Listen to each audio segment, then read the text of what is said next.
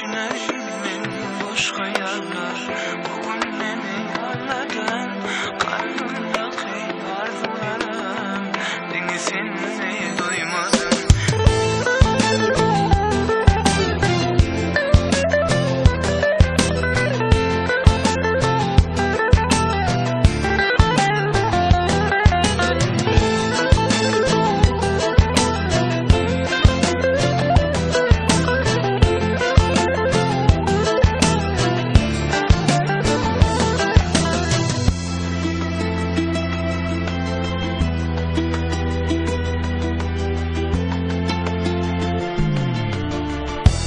Yüreğimde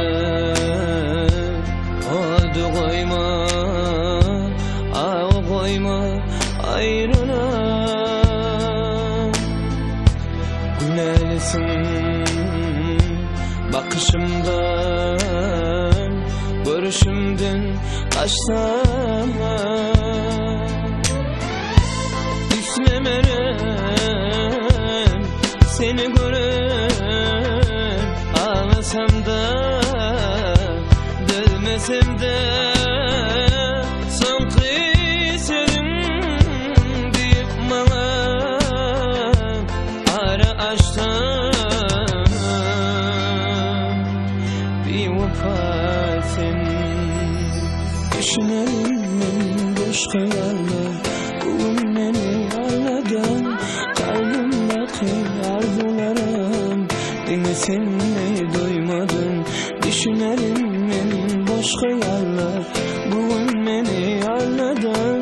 Kalbimdeki arzularım denizini duymadın. Düşünelim boş hayaller. Bugün beni anladın. Kalbimdeki arzularım denizini duymadın. Düşünelim boş hayaller. Bugün beni anladın. Kalbimdeki arzularım denizini duymadın.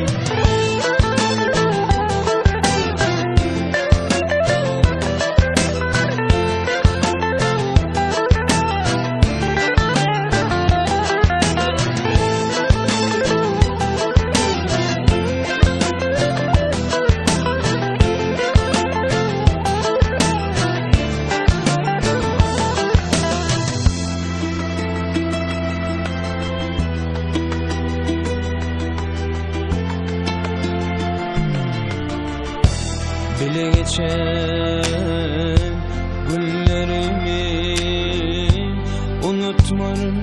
unutmana. Geçmişimi bugünlere öğrülmemi dolansadı.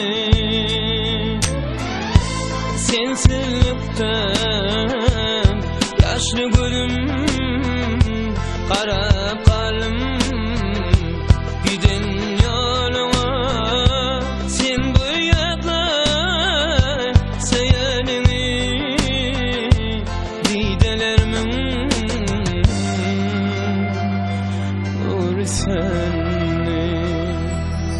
Düşünelim boş hayaller. Bugün beni anladın. Kalbimdeki arzularım denizini duymadın. Düşünelim boş hayaller. Bugün beni anladın. Kalbimdeki arzularım denizini